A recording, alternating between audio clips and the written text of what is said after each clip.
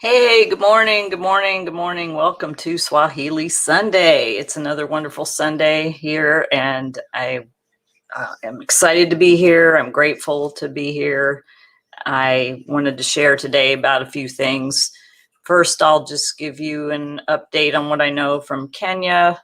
We actually got a donation from, I want to give another shout out. I've been shouting out for a couple of lives to the Rotary Club of Temecula for giving such a generous donation that'll enable us to make sure that our ladies have food packs. It also provided school uniforms for 13 kids. I'm just so excited that they donated. If you'd like to donate, we are still raising funds to make sure that our ladies have food. It seems like someday we'll get to the point where sales will increase. They'll be able to sell there in Kenya, and our sales will increase here and be able to order from them more. I mean, the way it works, the reason I'm raising money for food packs at basketsandbeadskenya.org is because they don't have any government help. I say this every week, but for somebody who's new and hasn't heard this, they don't have any government help. There's no food pack programs, no food stamps. If they don't get help from a nonprofit, they end up prostituting themselves or going to pick food scraps from the dumpster in order to get money to feed their kids. And I just can't, in my heart, sit here in my home with food and know that they don't have food. So I made a commitment back in March of last year. Okay, all right, we have a visitor already early this morning. Meow Mix is here and wants to say hi. She has to be one of these cats always has to be online. It's not Catter Day. Oh, well, every day's Catter Day. Anyway, so I made a commitment back in March of last year to make sure that our ladies had food packs and until they can start earning income again. I just can't imagine not having the ability. They have nowhere to plant. We're trying to work on that to get them started in farming. At some point, they have nowhere to get food from. So they have relied on your kindness and your generosity to be able to get food packs. So if you're interested in donating, we are still raising funds for that until this pandemic kind of lifts to the point where they can start doing markets there and our sales increase here. I'm doing everything I can to make that happen. We are doing live shopping every Friday. By the way, this coming Friday, let me tell you, the live shopping, Fair Trade Friday live shopping is going to be at Fair Trade Long Beach. So if you are local to Long Beach, to Southern California, I mean, I'll be live online for those of you who aren't, but if you're local, stop by Fair Trade Long Beach because the specials will apply to you too. Stop by and say, hey, you can shop Baskets and Beads and over 20 other Fair Trade partners. We have a new Long Beach Sustainable section upstairs with sustainable clothing and products and some pre-loved items. It's a really nice space that we've remodeled. So go check that out if you're if you're local to Southern California. So go to Fair Trade Long Beach, and it'll be Friday at 6 p.m. I will probably be there around 5-ish. And I just revamped the space. You can see, if you're on the page, you can see down below the photos of how the space looks now. I've added some headbands because we just got some headbands. New masks are coming in. I have some earrings coming in. And then we always have our favorites, which I'm wearing today, a paper bead necklace to match my Harley Davidson shirt. For those of you who don't know, I'm a Harley rider. Have not ridden since May. I went and rented a bike in May. I have my own bike, but it needs some repair. And then I hurt my wrist and haven't been able to ride. So anyway, I am a bad biker chick, been riding Harley since 1996. So anyway, that's a little bit about Kenya. Layla's going to join us. The president of the country in Kenya on March 12th is going to be making an announcement how much they're opening the country, and depending on that will depend on when my next trip to Kenya is. And I am going to take the risk and go there as soon as I can. So really miss seeing the ladies. I need to connect with them. And we do things when I'm there. They haven't been able to meet every week, and during the weekly meetings, we were teaching them entrepreneurial skills and leadership skills and some of the things that I post about in the blog. But today I wanted to talk about the topic of transformation. Transformation is the word of the day. Last week I did a phrase. This week I'm doing a word, and it's in Swahili. Transformation is Mabadiliko. Mabadiliko means transformation. And if you want to see the blog post where I talk about transformation, it's called Going Gray the COVID Way. I've had a lot of people talk about my hair, but I wanted to talk about it in a transforming type of way. What have you done? What has COVID done to transform you? You can go check out the blog post about how it's transformed me for my hair. I mean, there's a lot of negatives that have happened. So many people have lost their lives. I know several people who have passed away from COVID, and it just breaks my heart. There are more people struggling in the hospital on ventilators or trying to not get to the point where they're on ventilators, and then it gets other people, and they don't get it, and it's a very crazy disease. But and that part breaks my heart, and I pray for all the families who've lost loved ones and anybody whose family members are sick. That I just pray that everybody gets better, and at some point we get back to some semblance of normal. But normal right now is, depending on what state you live in. I'm in the state of California. I live in Orange County, California, and Orange County is a little more open than LA County. In Orange County, we can go, at least we're back to being able to go to a restaurant, and going to a restaurant and eat outside. There's a lot of places that are still closed. You can't go to a big sporting event. You can't go to a movie theater or things like that. You can't have seminars or conferences or things like that. I miss that, gathering with people and sitting around having lunch with a big group of people. I miss that. We can't do any of that. And right after COVID happened, the salons closed down. And many of you know that I'm a speaker. I'm going to share what my hairstyle looked like before COVID happened. So this was my headshot before COVID happened. And I actually had much darker hair with this. And the reason we went to lighter was to help cover the gray. My hair grows really fast.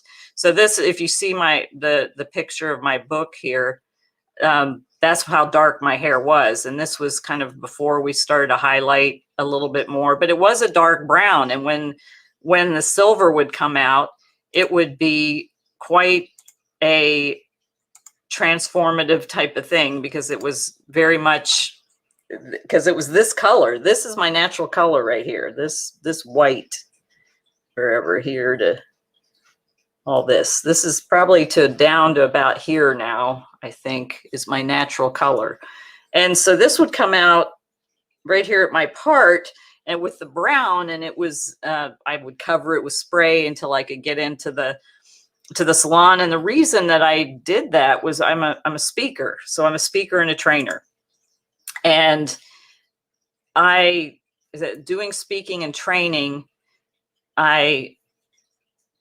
you have a headshot. You have to have that marketing materials. So it's very important. I teach negotiation, and one of the things I talk about is looking the part, the importance of looking the part.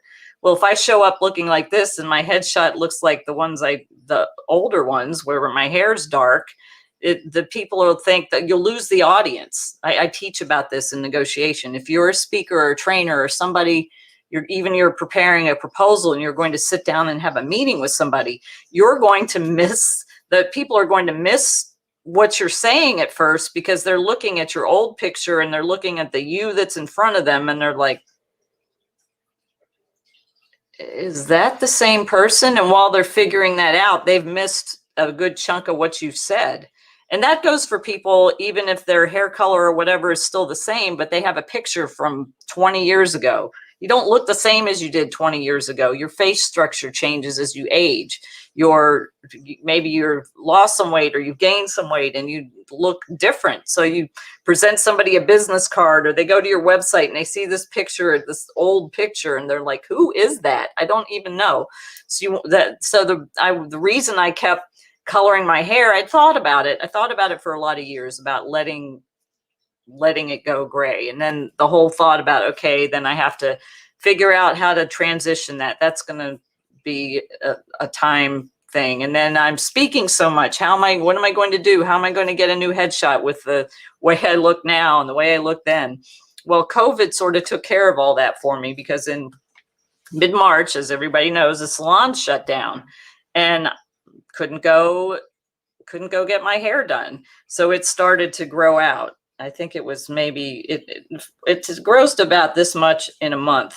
And then it grew out, and then it grew out, and it's like this now. I mean, the bottom half is highlights, but COVID sort of let me take the opportunity to go gray. But as I was doing it, I was still speaking online, and I had to figure a way to not, because it was a very big, they call it a line of demarcation. It was a very big difference. You have this against brown, and it just wasn't working. So I would pull my hair back, and I tied up a headband with a bow, and I spread the headband out over the part so you couldn't see what was there. And nobody was the wiser as I was letting it grow out. And I didn't realize when I was starting to think, okay, is it time to let it go? Is it time to really let it go? Or am I going to let it grow like this and then get it colored dark again? And I started doing some research. Anytime you're going to make a change, especially if it's something transformational, because this was a big transformation, I decided you have to do some research. You have to verify the facts. That's another think like a negotiator strategy. By the way, if you're listening and you're wondering, what is this think like a negotiator negotiation I keep talking about? I wrote a book called Think Like a Negotiator. I am a negotiation expert. I have taught and trained people on negotiation. I used to run my own events. I still do training for people, although I don't kind of promote that, because baskets and beads is my passion and it's what I'm promoting. But people still know from I'm out there, from Googling negotiation expert online or going into my speaker website, or people get referred to me by people. So they know that, and I'm still happy to train anybody who needs a speaker on negotiation. Right now it's all online. Hope to do in person again, because you can't really learn negotiation by passively listening to it, but I make it as interesting as possible for people to listen to. So I talk about all these strategies, like looking the part and verifying the facts, and those are all strategies in my Think Like a Negotiator book. Anyway, so verifying the facts on what it takes to transform from dark hair to white hair, but it's not necessarily just transforming. Okay, I'm talking about transforming my hair. That's one thing that COVID did for me. But if anytime you're about ready to transform something, sometimes you're forced into it. If anybody's heard my story from the past, I mean, I was a high school dropout. I had alcoholic parents. My mother died of alcoholism when I was 12 years old. I basically shut off my emotions to survive my life. My father abandoned me when I was 18, came home one day, the house was empty, note of eviction on the door. I was out on my own. Joined the Air Force as a way to, heard the Air Force, great way of life. And I heard that, okay, I'm going to join the Air Force. That was a transformation. I made a decision to transform myself from a loser's path to a path with opportunity. Ended up getting 2 associates and a bachelor's degree and training in a great career field, the contracting career field, which I'm still working in today. And then also, which enabled me to write the book, Think Like a Negotiator, and teach people. And I do some consulting on negotiation for people. I've helped people with landlord-tenant disputes and HOA type of things. But then I made a lot of poor choices in relationships and had to make a decision to work on me and transform myself. And that's a longer story for another time, but transformation occurs. Sometimes you're forced into it, which that's what happened to me, or sometimes you can make a choice.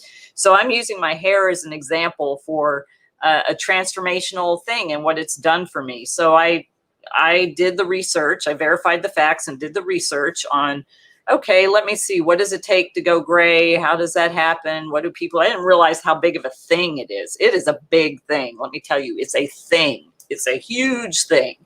There are social media pages. People have their own pages about it. There are groups. There's all kinds of things.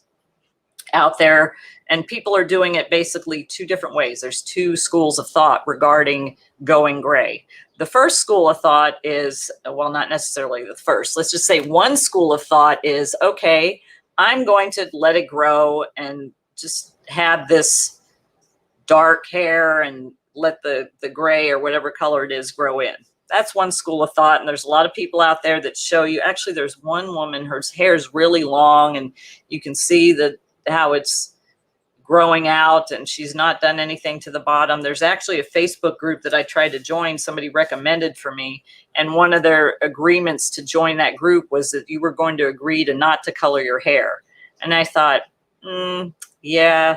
By that time, I'd already made a decision that I was going to color it because of the fact that I am a speaker and then doing online presentations like this. I'm doing Swahili Sunday every week. I was doing the Tea Time Tuesday. I do Fair Trade Friday shopping. So I'm online every week and did not want to have that light dark thing going on. I didn't like the way it looked. So I made a decision that I was going to color my hair, and I contacted my hairstylist by text probably. So this started in March, and maybe I had my hair colored in March 2020, right before maybe end of February, beginning of March, right before a conference. And then probably around April, it was maybe about the 6-week point where I started doing the research about how I was going to transform my hair. And then when I made the decision that, okay, I definitely need to figure out how to get it colored, then I reached out to my hairstylist and I said to him, "Are you sitting down?" And he said, what are you doing? I'm like, "I'm going to let my hair go." He's like, "What do you mean let it go?" I said, "I'm going to let it go gray." And after the initial shock wore off, he's like, "Oh, I'm so excited. Here's what we need to do." So he told me we needed to highlight the ends to match as it grew out. And I need to go probably have it updated because the ends are a little whatever, but it's so we did that. We did that in June as soon as the salons opened, and I think I was probably grown out, maybe, let's see, that was 3 months, so 1, 2, maybe to about here. But by the time, somewhere around here, I was grown out by the time I went in. And then we put highlights on it. You can see it on the blog post, all the different transition pictures. And so then it was lighter. It wasn't this light like it is now, but it was lighter. And then I was going to go back after a month and have some more highlights put on. And then we got into shut down again. They shut down the salons and all the non-essential businesses. So it was a few months before I got to get back in and then had it highlighted again. And basically since that time, it's been a year. So I've got probably, I think it's right around down here somewhere is this is my natural color. This that you see here, that's God's creation for me. I didn't expect it to look like this. I actually avoided it for a long time because I thought, oh gosh, it's not going to look good at all. But I'm really happy with it. I've had a lot of people that have complimented me on it as well. And the reason I wanted to talk about it was because so many people have asked me about it. But it was a transformation that happened for me as a result of COVID. I was kind of forced into it, and I could have made a decision because a lot of people did. They made a decision, oh, I got to go back to the salon and get my hair colored. But I'm so happy with the way that it looks that I'm leaving it like this. So that's one positive that COVID forced me into doing that I never would have thought would have happened. And you have to, I don't know about you guys, but you have to spin it towards the positive because there's so much we still can't do. And I don't like it that I can't greet people with a hug because I'm a hugger. And I don't like it that we have to stay 6 feet apart. I can still talk to you. At least I can see somebody, but they're way over there. And haven't traveled anywhere by plane for over a year. I haven't been to Kenya since February last year. I think it was about this time last year that I was returning home from my trip. And I miss traveling. I miss going to Kenya. I miss my ladies. I miss being able to do a lot of things. But the thing that I have to remember when I get down, because this week was a really exhausting week. I was tired. I was frustrated. I was exhausted. I had started working a job back in December 2019 to help cover the business expenses because my speaking business wasn't. And I always say that that's God's perfect plan, because he knew what was coming. I sure didn't. And had I not had a job and gone expecting to still get speaking opportunities, I would have, which they've decreased, obviously, because there's no in-person events. I'm still doing stuff online, but not as much. But that would have been a struggle for me, and I'm just grateful that I have the income to be able to sustain the business with business expenses. That's the whole reason I took a job, and I'm doing contracts management and negotiation. So same thing that I teach. But what's transformed in a positive way for you during COVID? Has there been anything? It looks like somebody said reading well throughout 2020 and into 2021. What things did you have to, I hate to use the word pivot because it's a buzzword, but pivot, about face, we say in the military, about face. What did you have to do an about face on? What did you have to change? What happened that was positive for you in 2020 into 2021? I mean, I broke my wrist in December, and thankfully it's almost still a little numb. I was in a cast for a month, and I'm still having to do some exercises and physical therapy and that, but and my knee's still not 100% right, but I'm grateful that I can walk. I can actually get down on the ground. It's a little struggle to get back up. I can actually open a can of cat food. I didn't realize how many things I took for granted, not being able to use my right hand. And I was able to yesterday unscrew a water bottle. That was something I'm not able, my hand's still not completely strong. I can't do as much as I did before because it's still not, the strength isn't built up in it, but I am doing the exercises and working on getting the pain out and getting everything to where it's healthy again. But I'm grateful that I can go for a walk. 2 months ago, I couldn't go for a walk. Oh yes, transformation takes time. It's worth it. Yeah, transformation does take time. It's when I did the transformation work on myself to heal from kind of a lifetime of chronic trauma, which part of it was, if you've ever grown up with any family member who's been in addiction, both my parents were alcoholics. So my childhood was chaos because my mother was a raging alcoholic, and she drank herself to death. That was her cause of death. So from as far back as I can remember until 12 years old, she was screaming and raging and threatening, and she was going to send me away to boarding school somewhere and get out of her sight. She never told me she loved me. So when you hear all that kind of stuff as a child, yeah, Journey, I'm glad too. Look at it. It's like I can move and I can write. It still hurts a little, but I can write, and I can actually squeeze a ball. Still hurts though. It's not I guess there's a lot of little ligaments and stuff in here, so it's going to take some time to heal, but I'm so glad it's better too. So the next thing is to get it strong enough so I can actually roll a throttle on a motorcycle, and my knee too, so I can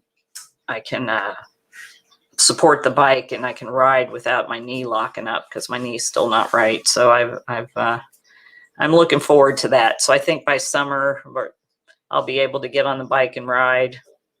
And I haven't been on a bike in a while, and I'm itching for that.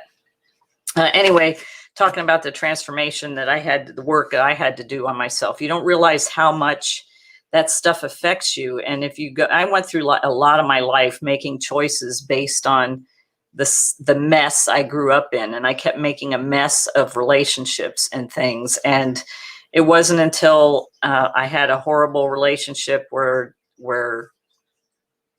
we had a business together. He cut me out of the business. He left me for somebody else. It was a very destructive thing. And that was the thing. I had started to do some work on myself, and I could finally start feeling, and then I could feel that. And then not only that, it was everything, and it all came pouring in. And I had to really make a choice that I was going to either transform or basically curl up in a ball and die. I was cried for about 6 months, and I actually did the work to make the change to be able to get beyond that. And I would just recommend anybody who's had any kind of childhood trauma that if you haven't done the work on yourself, you need to at some point, because if you can't look in the mirror and say to yourself, I love you, how are you going to love somebody else? There's that scripture that says, love your neighbor as yourself. And a lot of people listen to that. I've talked about this before. A lot of people think about the love your neighbor. Okay, I got to love my neighbor. And by the way, that means anybody, even somebody you don't like, or somebody who has different thought processes or beliefs than you. It's everybody. If we would be more kind to people, I think our world would be a better place. But they say, oh, love your neighbor as yourself. And they forget about the as yourself. You can't give love to somebody else if you don't love who you are. And if you don't love who you are, you have to really look in the mirror and see that the problem's looking back at you, and you have the ability to transform and change and do the work to get past the resentments, to have forgiveness for anybody that hurts you, that to work on loving who you are. And those are the things that I did many, many years ago. Actually, it wasn't really that long ago. It was 2005. I call it my mirror experience, when I looked in the mirror and saw the problem and the solution looking back at me at the same time, and did the work to have the transformation in my life, the transformation that changed how I thought, felt, and believed about myself. And I've always been a Christian and a believer in God, but even as a Christian, you can, or whatever your belief system is, you can still not be whole, because you can still be carrying that resentment, or that anger, or that frustration, or that pain, or whatever that is. I had so much resentment towards my parents for so many years, and my mother died when I was 12, my father died when I was 22. So and as an adult, they're gone, and I'm holding resentment towards them. How does that work? It doesn't, because who's it hurting? It's hurting me, because they're not here anymore. Part of the work that I did, I actually went to my parents' graves. They're buried in San Antonio, Texas. In 2010, I was on a ride with a group of women. We were raising money for the Fallen Heroes Foundation, and I rode my Harley from Southern California to San Antonio, Texas, and then we went up to Wisconsin, Milwaukee, Wisconsin. Stopped at veterans hospitals and such along the way. But in San Antonio is where I grew up. So I took the time to go to my childhood home, actually. And then I went to my parents' graves, and I read letters of amends to them that I had written to them. And I felt so much freedom and release. I mean, they were both sick. They did the best they could with what they had. And for me, if it wouldn't have been for them, I wouldn't be here. So I have to look at what I'm grateful for, even in the midst of all that chaos. Release that resentment, transform, have that transformation, that, as in Swahili, Mabadiliko, transformation, Mabadiliko. So having that transformation in my life, to where when things come my way now, it's not that I don't still have stuff happen, but it's not as much drama, or as much chaos, or as much negativity. I have a way to turn towards the positive and be grateful, focusing on my faith in God, but also on loving who I am, just like that, just believing that scripture that says, love your neighbor as yourself. So I love me, and in return, the love I have for myself, I can show to my neighbor. So if you go and you look in the mirror and you can't say to that person, I love you, nakupenda. Nakupenda is I love you in Swahili. If you can't say nakupenda to yourself, how are you going to really be able to say nakupenda to somebody else, or show love to somebody else? Upendo is love. How can you show upendo to somebody else if you don't have upendo for yourself? So that's a little bit about transformation. You can go check out the blog post again at if you go to basketsandbeadskenya.com and just look on the blog, it's the blog post that was released today. I'll also post it tomorrow with the normal post. Again, remember, if you'd like to donate to the food pack program, basketsandbeadskenya.org. It is a nonprofit, so it is tax deductible. You can do a monthly donation. I have people donating $5, $10, $100, however much, $200 a month. You can be part of the food pack program partners and do a monthly donation, or you can do a one-time donation. And because once you're a monthly supporter, once the food pack programs start to minimalize, we will put that into things like school fee program, make sure that all the kids can go to school to cover their school fees and their uniforms, and then eventually a building fund, because my big dream is to buy some land and build a village and get them out of that slum, have a place for them to work and to actually have multiple streams of income by planting and growing. That's the big dream for that. But in the meantime, in the short term, by the way, I forgot to mention, go to basketsandbeadskenya.com, because right now through tonight at midnight, you can get 10% off of anything. I always offer a special during our Fair Trade Friday Facebook Live shopping, and this week's special is 10% off of anything, and everything over $50 is free shipping. So if you go, and once you go purchase, it'll automatically calculate it. You don't have to enter a code or anything like that. I've just made it easy for you. It's my special that I'm going to offer every week. So this week it's 10%. Most weeks it'll probably be 10, 15%. I don't want to take too much of a percentage off, because then it ends up taking away from what I can get from the ladies. So, but I do want to offer specials so you have the opportunity to get some products. I highly recommend our products we featured this week. You can see them hanging behind me. I've featured some Turkana products. All the trivets here, the paper bead necklaces. I'm wearing the black one. This is kind of a black, I call it faded black. It's kind of got a cool faded look to it. So go over to basketsandbeadskenya.com right now and do some shopping. This one, by the way, right here, where is it? I'm backwards in the camera. So this one right here is not on the website. So if you like this one, send me a message, because there's only 2 of these. And I have one in the Fair Trade store and I have one here. So if you like this is a really big trivet.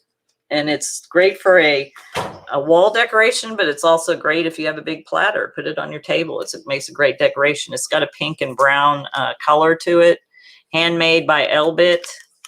I got this from Elbit. She's one of our older mamas who's taking care of 4 grandkids. So you can PM me if you're interested in that one. And remember, Friday, if you're local to Long Beach, California, I will be doing the Fair Trade Friday Facebook Live shopping live from Fair Trade Long Beach. So you can come check it out, do a little meet and greet. We can do an elbow bump, distance, say hey. But you'll get the opportunity to have the specials too in the store. So love to see you there, or if not, love to see you online. And it'll be great to see you. So until I see you on Friday, or maybe before if I pop on, everybody have a great week. I would love to hear, if you want to comment here or on the blog post, things that have transformed for you during COVID. I'd love to hear your story of transformation. All right, everybody, make it a great day, and nakupenda.